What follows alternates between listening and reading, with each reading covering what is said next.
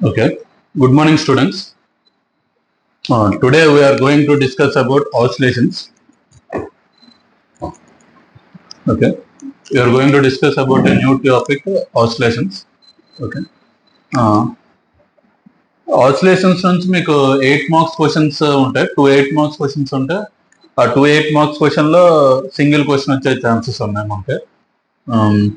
అంటే మనకి మెయిన్గా ఆసిలేషన్స్ అంటే ఏంటో కాస్త కాన్సెప్ట్ అదంతా ఎక్స్ప్లెయిన్ చేస్తాను. నెక్స్ట్ క్లాసెస్లో మీకు ఆ క్వశ్చన్స్కి రిలేటెడ్ టాపిక్ ఓకే అది ఎక్స్ప్లెయిన్ చేస్తాను. ఈరోజు జనరల్ కాన్సెప్ట్ ఎక్స్ప్లెయిన్ చేస్తాను. అసలు ఆసిలేషన్స్ అంటే ఏంటి, మనం ఈక్వేషన్స్ ఎలా డిరైవ్ చేయాలి, ఎటువంటి ఈక్వేషన్స్ మనం ఆసిలేషన్స్ అని డిఫైన్ చేయగలం. కొన్ని ఈక్వేషన్స్ ఇస్తారు, అది ఆసిలేటరీ మోషనా కాదా, అది ఎలా చెప్పగలం మనం, అది ఒకసారి అబ్జర్వ్ చేద్దాం. మనకి ఆల్రెడీ లాస్ట్ చాప్టర్లో మనకి system of particles and rotation motion గురించి చదివాం.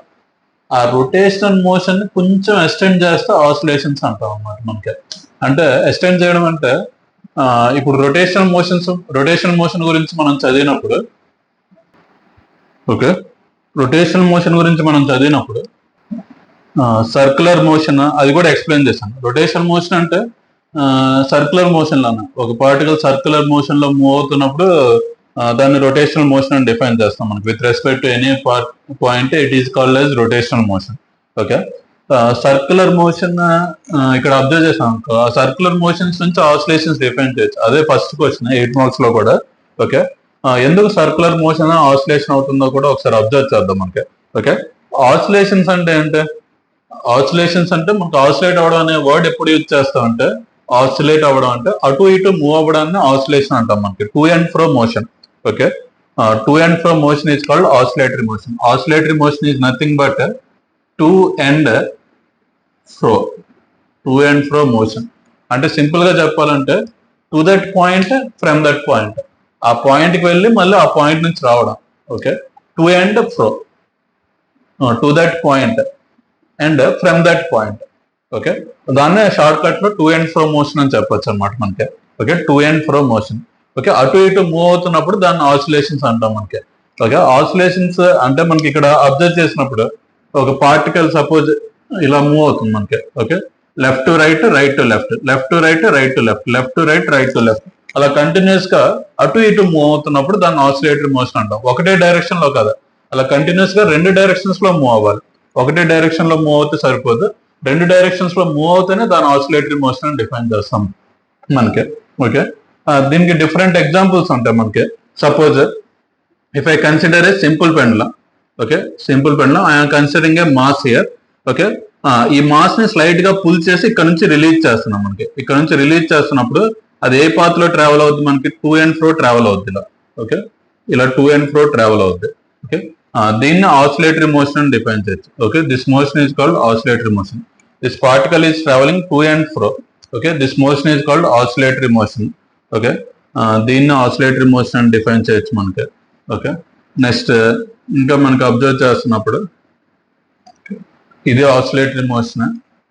ఇంకా మనకి ఏం డిఫైన్ చేయొచ్చు, సపోజ్ ఇంకా ఎగ్జాంపుల్స్ డిఫైన్ చేస్తున్నప్పుడు ఒక స్ప్రింగ్ కన్సిడర్ చేసుకుందాం. ఒక స్ప్రింగ్, దానికి ఒక మాస్ అటాచ్ చేశాను. ఆ మాస్ ని స్లైట్ గా పుల్ చేశాను. స్లైట్ గా పుల్ చేస్తున్నప్పుడు టు అండ్ ఫ్రో మూవ్ అవుతుంటది మనకి. ఓకే, ఈ మాస్ ని స్లైట్ గా పుల్ చేస్తే టు అండ్ ఫ్రో ఇలా మూవ్ అవుతూ ఉంటుంది మనకి. ఓకే, ఇది ఆసిలేటరీ మోషన్. ఈ మాస్ ని స్లైట్ గా పుల్ చేసి ఇలా రిలీజ్ చేస్తే పైకి కిందకి మూవ్ అవుతుంటది, అదే ఆసిలేటరీ మోషన్. దీని ఇలా రైట్ సైడ్ మూవ్ చేసి రిలీజ్ చేశాను, లెఫ్ట్ అండ్ రైట్ ఇలా మూవ్ అవుతూ ఉంటది, ఇది ఆసిలేటరీ మోషన్. ఇంకా మనకి ఎగ్జాంపుల్స్ చెప్పాలంటే ఒక వాటర్ లో, ఓకే, ఇలా వాటర్ ఫిల్ అయి ఉన్న ప్లేస్ లో ఒక వుడెన్ బ్లాక్ ఏదైనా తీసుకోండి, ఫ్లోట్ అవుతున్న బ్లాక్ తీసుకోండి, సింక్ అవుతున్న బ్లాక్ కాకుండా ఫ్లోట్ అవుతున్న బ్లాక్ తీసుకోండి. ఓకే, ఈ బ్లాక్ ని స్లైట్ గా పుష్ చేయండి. ఓకే, ఈ బ్లాక్ ని స్లైట్ గా పుష్ చేయండి, పుష్ చేసి రిలీజ్ చేశారు అనుకోండి, మనకి టు అండ్ ఫ్రో మూవ్ అవుద్ది మనకి. ఓకే, ఆ బ్లాక్ ని స్లైట్ గా పుష్ చేసి రిలీజ్ చేస్తే పైకి కిందకి ఇలా ఆసిలేట్ అవుతూ ఉంటుంది మనకి, అప్ అండ్ డౌన్ ఆసిలేట్ అవుతూ ఉంటుంది మనకి. ఓకే, అది ఆసిలేటరీ మోషన్. ఇవన్నీ ఆసిలేటరీ మోషన్ కి examples. Okay, all these motions are called oscillatory. Okay, ఈ మోషన్స్ అన్ని ఆసిలేటరీ మోషన్స్. ఓకే, ఇవి ఆసిలేటరీ మోషన్స్ కి ఎగ్జాంపుల్స్. ఆసిలేటరీ మోషన్ అంటే ఏంటి, మనకి టు అండ్ ఫ్రో మూవ్ అవ్వాలి, దాన్ని ఆసిలేటరీ మోషన్ అని డిఫైన్ చేస్తాం మనకి. ఓకే, నెక్స్ట్ ఇంకో కాన్సెప్ట్ కూడా ఇక్కడ డిఫైన్ చేద్దాం, పీరియాడిక్ మోషన్. ఆసిలేటరీ మోషన్ కన్నా ఇంకో కాన్సెప్ట్ డిఫైన్ చేద్దాం. మనకి ఇక్కడ అబ్జర్వ్ చేసాం అనుకోండి, ఇవి కాస్త పీరియాడిక్ అంటే రిపీట్ అవుతున్న మోషన్స్ ని, సేమ్ ఇంటర్వెల్స్ ఆఫ్ టైంలో రిపీట్ అవుతున్న మోషన్స్ ని పీరియాడిక్ మోషన్స్ అని డిఫైన్ చేస్తాం. సేమ్ ఇంటర్వెల్స్ ఆఫ్ టైంలో రిపీట్ అవ్వాలి. ఓకే, అటువంటి మోషన్స్ ని పీరియాడిక్ మోషన్స్ అని డిఫైన్ చేస్తాం. అంటే మనకి మీనింగ్ ఏంటంటే, లెఫ్ట్ టు రైట్ వెళ్ళడానికి ఎంత టైం పడుతుందో, రైట్ టు లెఫ్ట్ మళ్ళీ సేమ్ టైం, మళ్ళీ లెఫ్ట్ టు రైట్ మళ్ళీ సేమ్ టైం, మళ్ళీ right to left same time, అలా. ఓకే, అటువంటి మోషన్. ఓకే, ఇలా మనకి లెఫ్ట్ టు రైట్ వెళ్ళి రైట్ టు లెఫ్ట్ రావడానికి ఎంత టైం పడుతుందో, మళ్ళీ సెకండ్ ఆసిలేషన్ కి same time. For third oscillation the time is equal. Okay, for N number of oscillations, if you consider any number of oscillations, the time interval is equal, then it is called periodic motion. Okay, ఇది oscillatory motion కి examples చెప్పాను మనకి. Okay, ఇవి oscillatory motion. Okay, దానికన్నా ముందు periodic motion కూడా define చేద్దాం మనకి. ఓకే, ఇక్కడ అబ్జర్వ్ చేశారు అనుకోండి, ప్రతి మోషన్ ఈక్వల్ ఇంటర్వెల్స్ ఆఫ్ టైంలో రిపీట్ అవుతున్నాయి కదా మనకి. ఓకే, ఇవి ఆసిలేటరీ మోషన్స్. ఓకే, ఒకసారి సైడ్ హెడింగ్ కూడా రాసుకోండి. ఫస్ట్ ఆసిలేటరీ మోషన్ డిఫైన్ చేయండి. ఆసిలేటరీ మోషన్,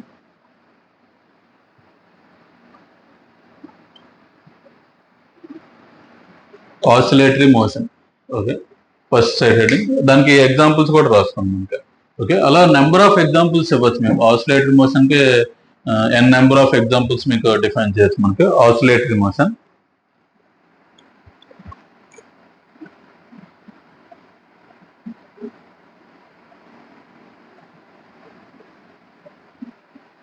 అంటే ఆల్రెడీ మిగతా ఎగ్జాంపుల్స్ ఇచ్చినా కూడా వీటిలానే ఉంటాయిలేండి మనకి. ప్లే గ్రౌండ్ లో తీసుకున్నాం కదా, స్వింగ్ ఉయ్యాలు ఉంటది కదా, అదే ఆసిలేటరీ మోషన్. ఇంకోటి ఉంటది మనకి పార్క్స్ లో, ఇలా అప్ అండ్ డౌన్ ఇలా మూవ్ అవుతుంటది, అదే ఆసిలేటరీ మోషన్. సీసా ఏదో ఉంటది మనకి. ఓకే, అవును, నెంబర్ ఆఫ్ ఎగ్జాంపుల్స్, చాలా ఎగ్జాంపుల్స్ మనకి ఆసిలేటరీ మోషన్ కి ఇవ్వచ్చు.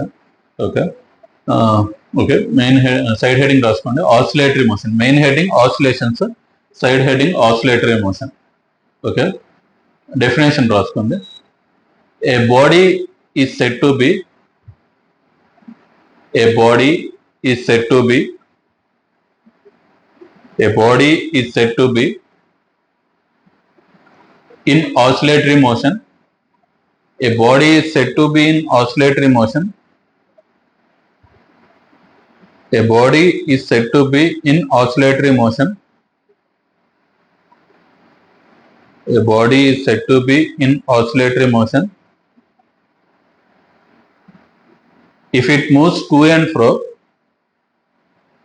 if it moves to and fro, if it moves to and fro about its mean position, if it moves to and fro about its mean position, if it moves to and fro about its mean position, if it moves to and fro about its mean position, such that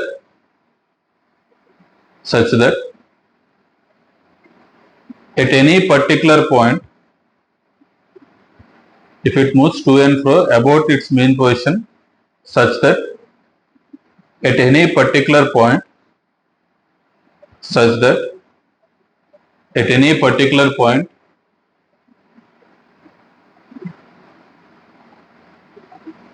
such that at any particular point, the force acting on the body, the force acting on the body is opposite to the force acting on its body, on the body is opposite to its displacement. The force acting on the body is opposite to its displacement. The force acting on the body is opposite to its displacement. The force acting on the body is opposite to its displacement. Okay, a body is said to be in oscillatory motion. మళ్ళీ ఒకసారి definition చెప్తున్నాను చూడండి. A body is said to be in oscillatory motion if it moves to and fro such that at any point the force acting on the body is opposite to its displacement. The force acting on the body is opposite to its displacement. The force acting on the body is opposite to its displacement. Okay. ఇక్కడ మనకి observe examples రాసుకోండి. Simple pendulum, spring black system, simple pendulum, spring black system, simple pendulum, spring black system, okay, etcetera. Example simple pendulum, spring block system, simple pendulum, spring block system, etc. Okay, simple pendulum, spring block system, etc.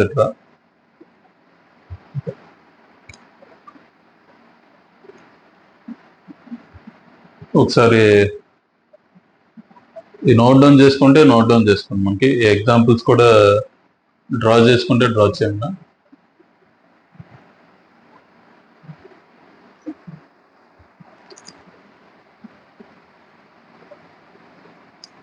చాలా examples చెప్పచ్చు మీకు. Swing అంటే ఉయ్యాల,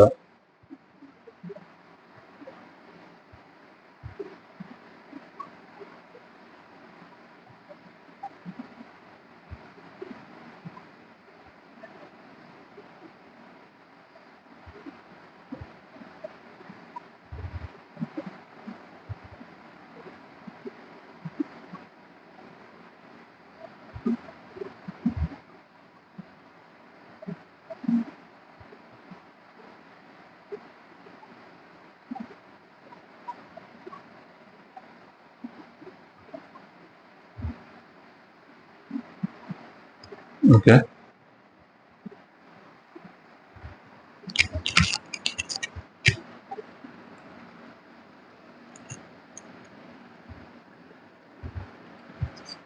next ఇంకో example తీసుకున్నాం మనకు. Periodic motion, ఇంకో definition, periodic motion.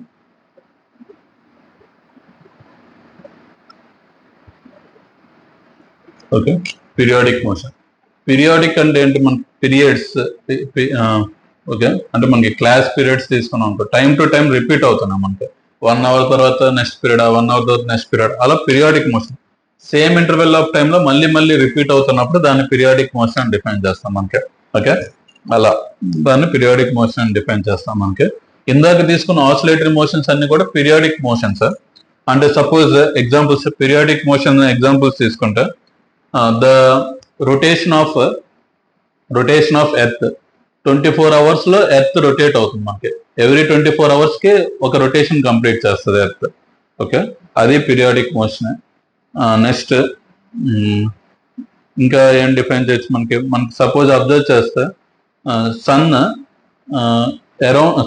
Earth sun చుట్టూ 365 days లో రివాల్వ్ అవుతుంది మనకి. అది పీరియాడిక్ మోషన్. ప్రతి 365 days కి మళ్ళీ రిపీట్ అవుతుంది మనకి. ఆ motion periodic motion. Suppose fan తీసుకున్నాం అనుకోండి, మనకి ఫ్యాన్ సేమ్ టైంలో ఒక రొటేషన్ కంప్లీట్ చేస్తుంటది, అది పీరియాడిక్ మోషన్. ఇవన్నీ నేను చెప్పినవన్నీ rotation motions plus periodic motions కూడా. ఇక్కడ మనకి అబ్జర్వ్ చేస్తే రొటేషన్ ఆఫ్ ఎర్త్ అంటే దాని చుట్టూ అది తిరగడం మనకి. Okay, about its own axis అది రొటేట్ అవుతుంది, దాన్ని రొటేషన్ ఆఫ్ ఎర్త్ అంటాం. రివల్యూషన్ ఆఫ్ ఎర్త్ అంటే సన్ చుట్టూ తిరగడం. Rotation of fan,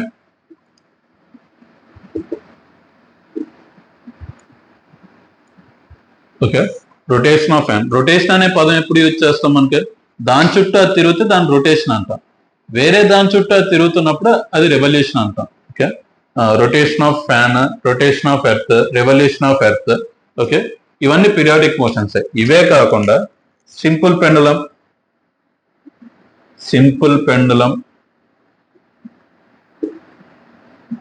next spring black system,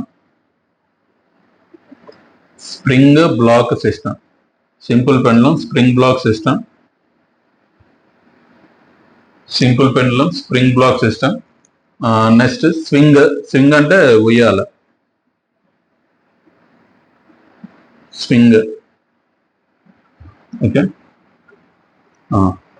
ఇవన్నీ మనకి ఇవి కూడా పీరియాడిక్ మోషన్స్. ఇవి మళ్ళీ రిపీట్ అవుతున్నాయి.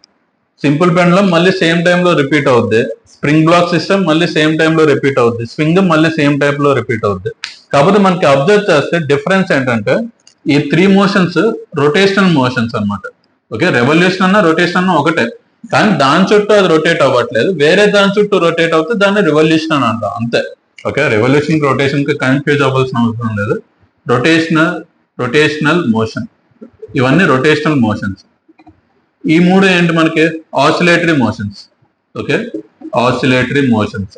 ఓకే, జనరల్ గా మనం అబ్జర్వ్ చేస్తే ఆసిలేటరీ మోషన్స్ అన్ని పీరియాడిక్ మోషన్స్ అవుతాయి, కానీ పీరియాడిక్ మోషన్స్ అన్ని ఆసిలేటరీ మోషన్స్ కాదు. కొన్ని పీరియాడిక్ మోషన్స్ రొటేషనల్ మోషన్ అవ్వచ్చు, కొన్ని పీరియాడిక్ మోషన్స్ ఆసిలేటరీ మోషన్స్ అవ్వచ్చు. ఓకే, ఇంకొన్ని పీరియాడిక్ మోషన్స్ వేరే మోషన్స్ లో కూడా డిఫైన్ అవ్వచ్చు మనకి. ఓకే, స్ట్రైట్ లైన్ లో ట్రావెల్ అవుతున్నప్పుడు కూడా పీరియాడిక్ మోషన్ రావచ్చు మనకి.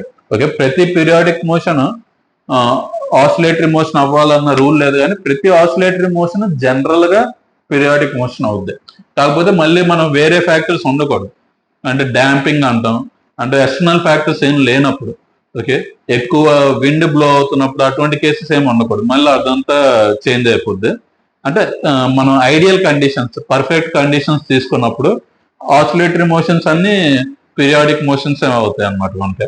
ఓకే, ఉయ్యాల ఒకసారి ఇలా మనం ఉయ్యాల ఒకసారి ఊపి వదిలేసిన తర్వాత అలా కంటిన్యూస్ గా ఊగుతుందా? లేదు, కొంతసేపు అయిన తర్వాత ఆగిపోతుంది. ఎందుకంటే మనకి ఎక్స్టర్నల్ కండిషన్స్ వల్ల, వేరే కండిషన్స్ వల్ల. ఓకే, ఆ మెకానికల్ కన్స్ట్రక్షన్ వల్ల కానీ, ఓకే, దానివల్ల మనకి అది పర్ఫెక్ట్ గా అలా కంటిన్యూస్ గా సేమ్ టైంలో అవ్వాలని రూల్ లేదు. కానీ పర్ఫెక్ట్ కండిషన్స్, ఐడియల్ కండిషన్స్ ఉన్నప్పుడు మాత్రం ప్రతి ఆసిలేటరీ మోషన్ పీరియాడిక్ మోషన్ అవుతుంది మనకి. ఓకే, పీరియాడిక్ మోషన్ కూడా ఎగ్జాంపుల్ రాసుకుందాం. మనం డెఫినేషన్ రాయండి first, periodic motion definition. Okay, side heading periodic motion, side heading periodic motion.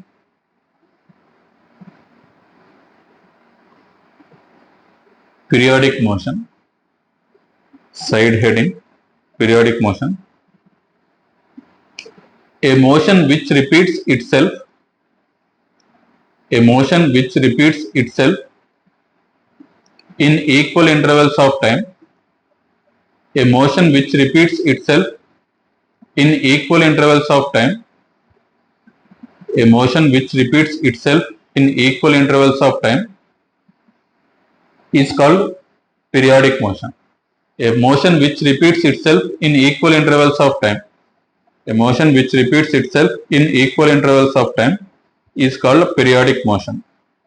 A motion which repeats itself in equal intervals of time is called periodic motion. A motion which repeats itself in equal intervals of time is called periodic motion.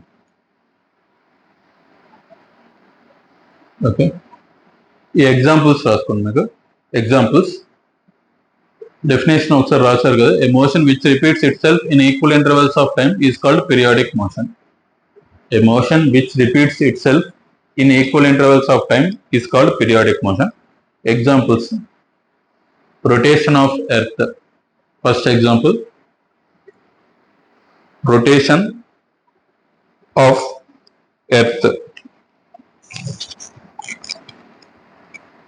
Second example, revolution of earth. First example, rotation of earth. Second example, revolution of earth. Third example, rotation of fan. Rotation of fan. Fourth example, simple pendulum. Simple pendulum.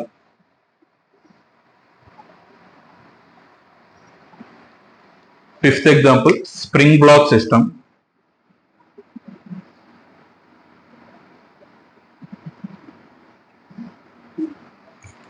Spring block system. Sixth example, swing. Swing. Swing. Okay. Rotate అంటే swing అంటే మనకి table fan ఉంది అనుకో, దాని swing ఉంటుంది కదా, దాన్ని oscillate అదన్నా చెప్పొచ్చు మనకి. లేకపోతే ఉయ్యాలు ఉంటుంది కదా, ఆ స్వింగ్, దాన్ని కూడా స్వింగ్ అనే అంటారు. స్వింగ్ అంటే ఏం లేదు, అటు ఇటు ఆసిలేట్ అవుతున్న దాన్ని స్వింగ్ అంటాం. ఓకే, టేబుల్ ఫ్యాన్ అటు ఇటు మూవ్ అవుతుంటది కాబట్టి అటు ఇటు స్వింగ్ అవుతుంటది మనకి, దాన్ని స్వింగ్. అటు ఇటు రొటేట్ అవుతున్న దాన్ని స్వింగ్ అంటాం. ఓకే, రెండు సైడ్లు వెళ్ళేదాన్ని స్వింగ్ అంటాం మనకి. ఓకే, ఇవి ఎగ్జాంపుల్స్ అనమాట. టాప్ 3 వచ్చేసి రొటేషనల్ మోషన్స్, బాటమ్ 3 వచ్చేసి ఆసిలేటరీ మోషన్స్. ఓకే ఓకే, ఇదంతా ఎగ్జాంపుల్స్ కూడా రాసుకున్నారు కదా. Next, every oscillatory motion is a periodic motion. Next ఒక పాయింట్ రాసుకోండి, every oscillatory motion is a periodic motion. Every oscillatory motion is a periodic motion,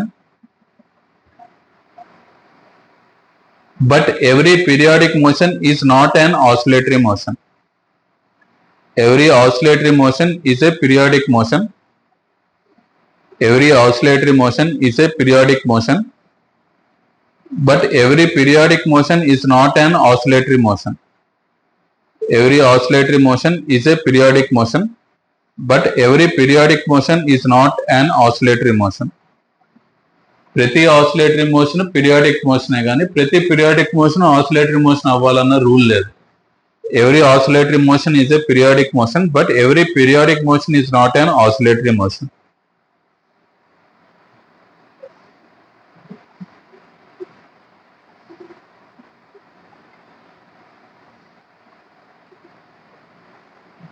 ఓకేనా?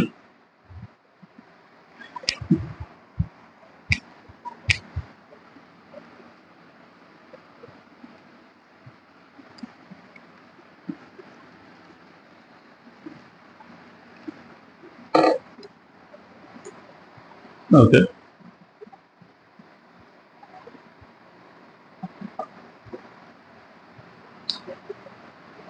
every oscillatory motion is a periodic motion, but every periodic motion is not an oscillatory motion. Final statement అది ఒకటి రాసుకున్నారు కదా. Okay, ఇంకా oscillatory motion గురించి ఇంకా observe చేద్దాం. మనకి ఎటువంటి మోషన్ ఆసిలేటరీ మోషన్ అన్న, ఎప్పుడు ఆసిలేటరీ మోషన్ అనేది మనకి ఒక బాడీ ఆసిలేటరీ మోషన్ లోకి ఎందుకు వస్తుందో రీజన్ ఒకసారి అబ్జర్వ్ చేద్దాం మనకి. ఓకే, పీరియాడిక్ మోషన్ లోకి ఎప్పుడు వస్తుంది, ఆసిలేటరీ మోషన్ లోకి ఎప్పుడు వస్తుంది. పీరియాడిక్ మోషన్ అంటే మనకి ఆ మోటార్ అనేది ఉండాలి. మనకి మోటార్ ఉందంట, ఫ్యాన్ మోటార్ ఉన్నప్పుడు అది కంటిన్యూస్ గా ఒకటే డైరెక్షన్ లో రొటేట్ అవుతాం. ఒకటే డైరెక్షన్ లో అలా ఫోర్స్ టార్క్ అప్లై చేస్తూ ఉంటే మనకి అబ్జర్వ్ చేసాం అనుకో, అది కూడా అవసరం లేదులేండి. యాక్చువల్గా ఆసిలేటరీ మోషన్ కంటిన్యూస్ గా మోటార్ అవసరం లేదులేండి, కానీ మనకి రొటేషనల్ మోషన్ అబ్జర్వ్ చేసాం అనుకో, ఒకటే డైరెక్షన్ లో టార్క్ అప్లై అవ్వాలి. ఫోర్స్ ఎప్పుడు ఒకటే డైరెక్షన్ లో ఉండాలి. అప్పుడే మనం దాన్ని రొటేషనల్ మోషన్ లోకి తీసుకురావచ్చు అనమాట. ఓకే, అండ్ మనకి సపోజ్ ఏదైనా రొటేట్ చేస్తున్నప్పుడు, ఒక ప్లాంక్ కానీ ఏదైనా రొటేట్ చేస్తున్నారు అనుకోండి, అలా ఒకటే డైరెక్షన్ ఇలా పుష్ చేస్తూ ఉండాలి. ఒకసారి ఇటు, ఒకసారి ఇటు, ఒకసారి ఇటు, ఒకసారి ఇటు, అలా పుష్ చేస్తే కుదరదు అనమాట. ఒకటే డైరెక్షన్ లో ఫోర్స్ అప్లై చేయాలి. అప్పుడే మనం రొటేషనల్ మోషన్ లోకి రావచ్చు. రొటేషనల్ మోషన్ లోకి రావాలంటే ఫోర్స్ ఎప్పుడు ఒకటే డైరెక్షన్ లో యాక్ట్ అవుతే రొటేషనల్ మోషన్ లోకి వచ్చే ఛాన్సెస్ ఉన్నాయి. ఓకే, కానీ ఆసిలేటరీ మోషన్ అంటే అలా కాదు.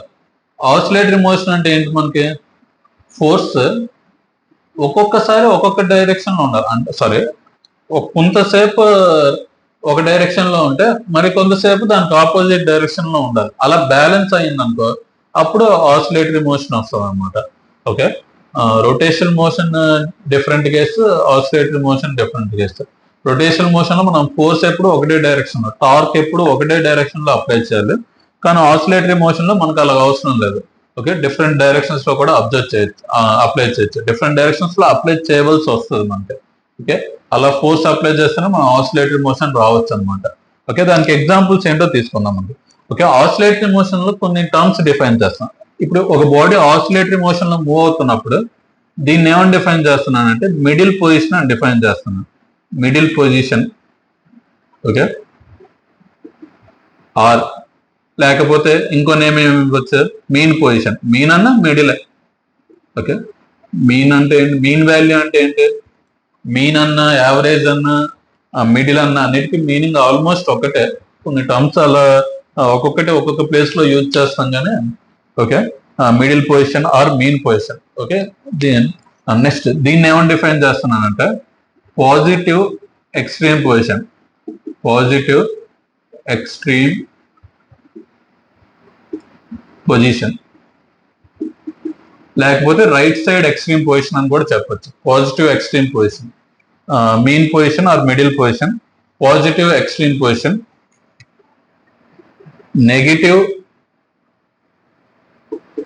నెగిటివ్ ఎక్స్ట్రీమ్ పొజిషన్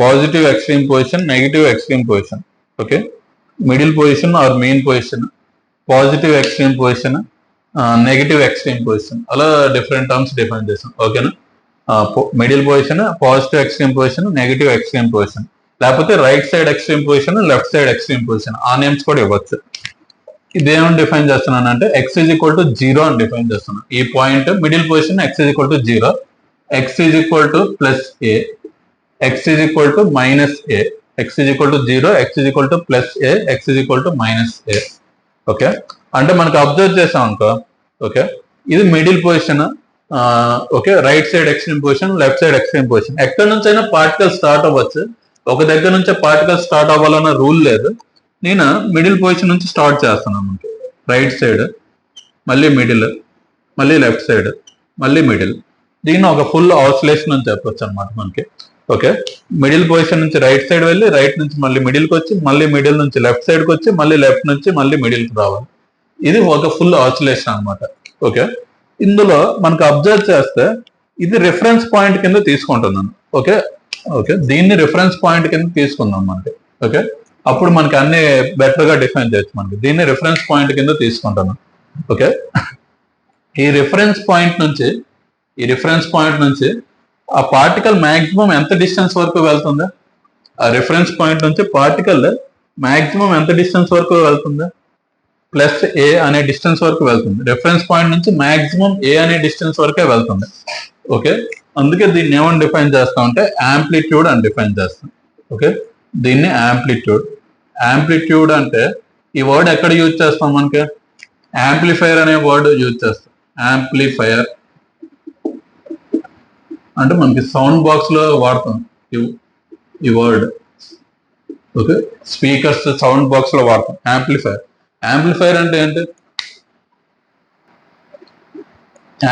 అంటే ఏంటి మనకి సౌండ్ మాక్సిమం చేయడం మనకి మాక్సిమం నే యాంప్లిఫైర్ అంటాం ఇది కూడా ఏంటి మనకి మాక్సిమం డిస్టెన్స్ ఇక్కడ యాంప్లిట్యూడ్ అంటాం ఓకే ఇక్కడ ఎలాగైతే మాక్సిమం సౌండ్ ని యాంప్లిఫై చేస్తే మనకి యాంప్లిఫైర్ బటన్ ఉంటుంది అది ఇంక్రీజ్ చేస్తాం మనకి వాల్యూమ్ బటన్ అనొచ్చు యాంప్లిఫైర్ బటన్ అనొచ్చు అది యూజ్ చేస్తే ఏంటి మనకి సౌండ్ పెరిగింది మాక్సిమం సౌండ్ నే యాంప్లిఫైర్ అంటాం మనకి ఓకే యాంప్లిఫైర్స్ అనే వర్డ్ యూజ్ చేస్తాం మనకి ఓకే సౌండ్ ని ఇంక్రీజ్ చేస్తుంటాం అనమాట మనకి ఓకే అప్పుడప్పుడు సౌండ్ బాక్స్ కి సైడ్ కొన్ని స్మాల్ బాక్సెస్ ఉంటాయి చిన్న బాక్సెస్ సౌండ్ బాక్సెస్ వాటిని కూడా యాంప్లిఫైర్లు అంటాం మనకి ఓకే యాంప్లిట్యూడ్ సేమ్ అదే పదం ఇక్కడ యూజ్ చేస్తాను సేమ్ వర్డ్ యూజ్ చేస్తాను యాంప్లిట్యూడ్ ఓకే యాంప్లిట్యూడ్ అంటే ఏంటి మనకి మాక్సిమం డిస్ప్లేస్మెంట్ ఈ మిడిల్ పాయింట్ నుంచి మాక్సిమం ఎంత డిస్ప్లేస్ అవుతుందో దాన్ని యాంప్లిట్యూడ్ అని డిఫైన్ చేస్తాం ఓకే ఈ మిడిల్ పాయింట్ నుంచి మాక్సిమం ఎంత డిస్ప్లేస్ అవుతుంది ఎంత మాక్సిమం డిస్ప్లేస్మెంట్ ఉందో దాన్ని యాంప్లిట్యూడ్ అని డిఫైన్ చేస్తాం ఓకే అర్థం కదా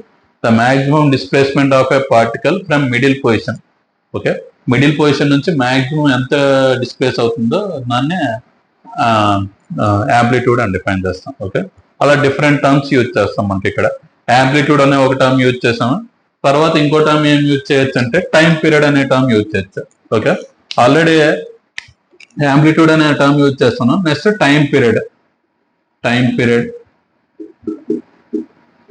క్యాపిటల్ టీ యాంప్లిట్యూడ్ అంటే క్యాపిటల్ ఏ తో డిఫైన్ చేస్తాం యాంప్లిట్యూడ్ క్యాపిటల్ ఏ ఓకే నెక్స్ట్ ఓకేనా అంటే ఇక్కడ ఎంత డిస్టెన్స్ ట్రావెల్ అయింది ఏ డిస్టెన్స్ నెక్స్ట్ మళ్ళీ a distance next a distance next a distance అలా మనకి 4 యాంప్లిట్యూడ్స్ ట్రావెల్ అవుతే ఒక ఆసిలేషన్ అవుతుంది అనమాట అర్థం కదా 4 యాంప్లిట్యూడ్స్ ట్రావెల్ అవుతే ఒక ఆసిలేషన్ ఓకే మీకు ఒక డౌట్ రావాలి ఇది కదా మనకి మాక్సిమం డిస్టెన్స్ అంటే అలా కౌంట్ చేయకూడదు అనమాట మిడిల్ పొజిషన్ నుంచే మనకి మాక్సిమం డిస్టెన్స్ కౌంట్ చేయాలి మనకి ఓకే మిడిల్ పొజిషన్ నుంచి మాక్సిమం ఎంత వెళ్ళిందా అది మనకి ఇంపార్టెంట్ అన్నమాట.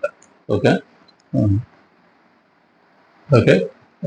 ఈ మిడిల్ పొజిషన్ నుంచి మాక్సిమం ఎంత వెళ్తుంది దాన్ని యాంప్లిట్యూడ్ అని డిఫైన్ చేస్తాం. టైం పీరియడ్ అంటే ఏంటి? టైం పీరియడ్ అంటే కూడా మీరు గెస్ చేయొచ్చు. ఓకే. ఈ టోటల్ ఆసిలేషన్ కంప్లీట్ అవ్వడానికి ఎంత టైం పడుతుందో దాని టైం పీరియడ్ అని డిఫైన్ చేస్తాం. ఫ్రీక్వెన్సీ అనే టర్మ్ యూజ్ చేస్తాం.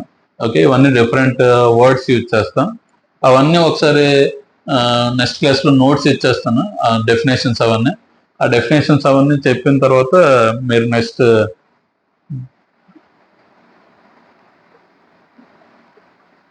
మీకు 8 మార్క్స్ క్వశ్చన్స్ అది ఎక్స్ప్లెయిన్ చేస్తాను.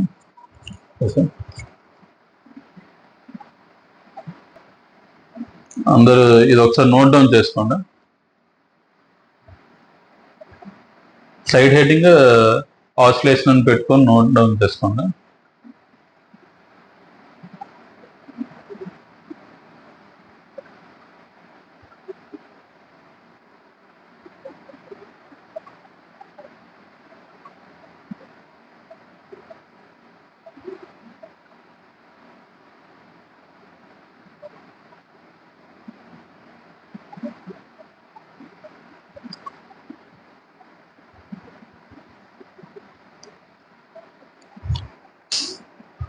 ఓకే, ఎండ్ చేస్తున్నాను.